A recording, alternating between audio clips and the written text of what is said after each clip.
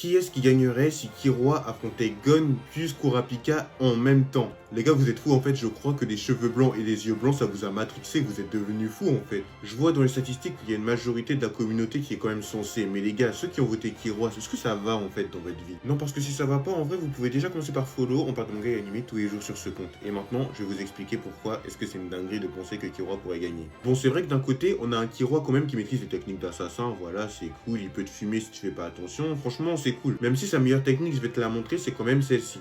Cette attaque est en quelque sorte programmée à l'avance. Elle réagit aux fluctuations de l'aura de son ennemi. Killua lance des coups par réflexe sans même devoir attendre que l'ordre de frapper soit transmis à ses muscles par son cerveau. Il n'a aucun mal à prendre son adversaire de vitesse.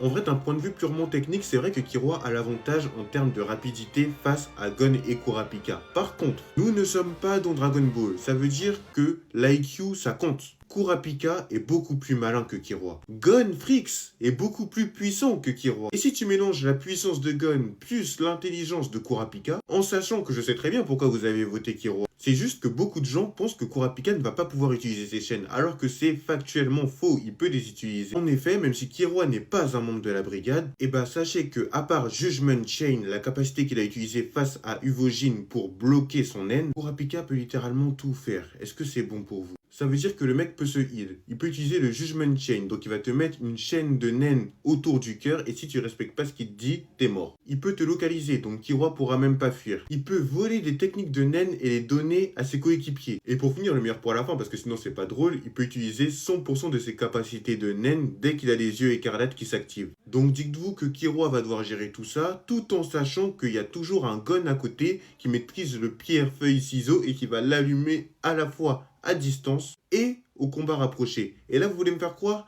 qu'avec tout ça, Killua va gagner juste avec son Godspeed?